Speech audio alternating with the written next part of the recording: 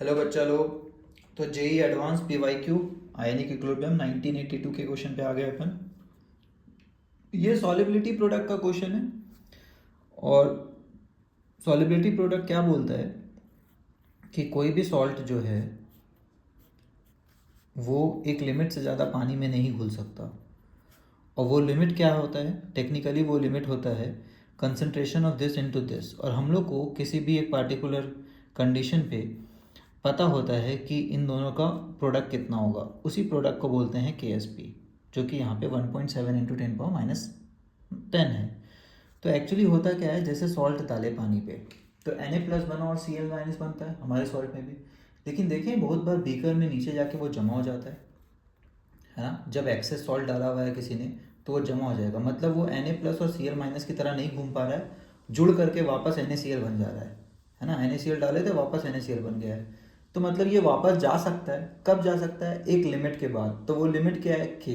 तो इन दोनों का कंसंट्रेशन का प्रोडक्ट के बराबर है, तब तक ठीक है। जैसे ही के को एक्सीड करता है हम लोग बोलते हैं कि रिएक्शन बैकवर्ड जाता है।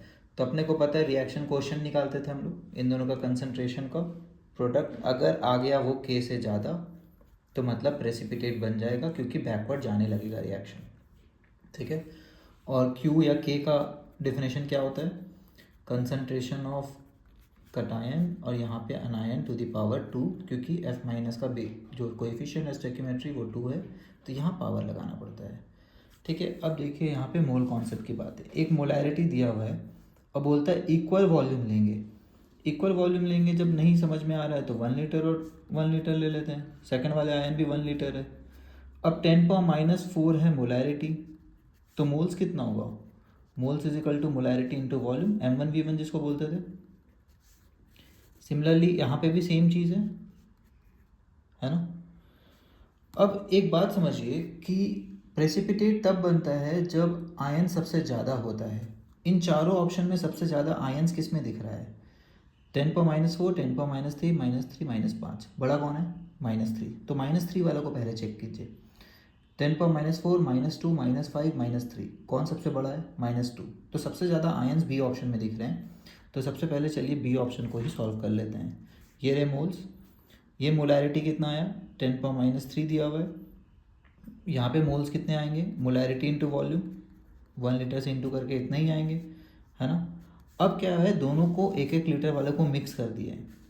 मिक्स कर दिए हैं तो मिक्सिंग का फॉर्मूला भी आपको पता होना चाहिए कि पहला का मोल्स इतना है, दूसरे का मोल्स इतना है और टोटल 2 लीटर है।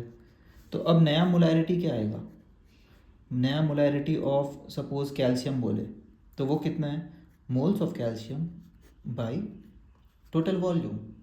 Similarly molarity of F-, moles of F- by total volume. ठीक है। तो अल्टीमेटली डिवाइडेड बाई 2 करना पड़ेगा।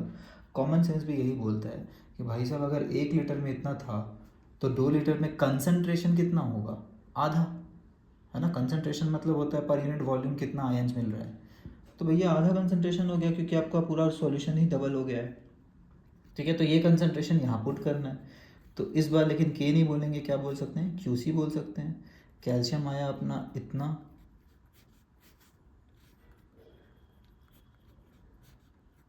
ये फ्लोरीन है, इनको मल्टीप्लाई बस करना है और कुछ भी नहीं करना है। 10⁻³ का स्क्वायर 10⁻6, 2 2 = 4, 4 2 = 8, 10⁻10, है ना। इसको चलिए 10/10 से इंटू कर देते हैं, तो 8 और 10 कट के 1.25 हो जाएगा और ये 10⁻9 हो जाएगा। ठीक है। कैलकुलेशन देख लीजिए, सब बढ़िया है। 6 आ रहा है, हाँ आ रहा है, -9 आ रहा है, आ रहा है। तो ये अपना आ रहा है 1.25 इंटू 10⁻⁻9। क्या ये के से छोटा है, के अपना है सम नंबर इंटू 10⁻10। आपको अगर यहाँ पे देखने में कन्फ्यूजन आ रहा है तो आप एक काम कीजिए, 10 और 10 से फिर से मल्टीप्लाई डिवाइड कीजिए तो ये 10⁻10 हो जाएगा। फिर देखिए, फिर आसान है, 12.5 इंटू 10⁻10 हो गया। अब तो क्लियर कट बोल सकते हैं, दोनों का पावर तो सेम है, तो ये वाला तो आउट ऑफ कंपैरिजन हो गया, इससे सिर्फ कंपैरिजन किया। 12.5 और 1.7 कौन बड़ा है, 12.5, है ना। तो एक्सट्रीमली सॉरी, साइन उल्टा हो गया, तो ये बड़ा हो गया। अब जब जब Q बड़ा होता है ना, जब दोनों का प्रोडक्ट कंसंट्रेशन का अगर बड़ा आ गया है तो मतलब रिएक्शन बैकवर्ड जाएगा और प्रेसिपिटेट विल बी फॉर्म्ड। ठीक है, आई होप समझ आया सॉल्व का क्वेश्चन। बहुत सारे क्वेश्चन ये वाले आते हैं मेंस में भी, एडवांस में भी, तो ये कॉन्सेप्ट क्लियर होना चाहिए सॉल्युबिलिटी प्रोडक्ट वाला। और कैसे कौन सा ऑप्शन चेक करना है वो भी अपने को पता है। तो अगर रियल लाइफ में एग्जाम में आएगा ना तो I will not even solve क्यों करना है भाई, सबसे छोटा कंसंट्रेशन ही इसमें आ रहा है प्रोडक्ट, है ना, तो फटाफट प्रोडक्ट निकालिए और देख लीजिए और उसी को चेक कीजिए सबसे पहले। ठीक है, उसके बाद ही कोई और ऑप्शन, क्योंकि सब में कंडीशन तो सेम है, सब में उतना ही वॉल्यूम लिए होंगे, तो मोलैरिटी सबसे छोटा जो होगा उसी का मोल्स भी छोटा आएगा, है ना, सॉरी मोलैरिटी सबसे बड़ा जिसका होगा उसी का मोल्स भी बड़ा आएगा, है ना, फिर फाइनल कंसंट्रेशन भी उसी का बड़ा आएगा, देख लीजिए। ठीक है, तो क्यू भी उसी का बड़ा आएगा कैलकुलेशन, क्योंकि आगे वाले सबके लिए बराबर है, सबके लिए डिवाइड बाई 2 ही करना होगा, तब जाके नया मोलैरिटी आएगा।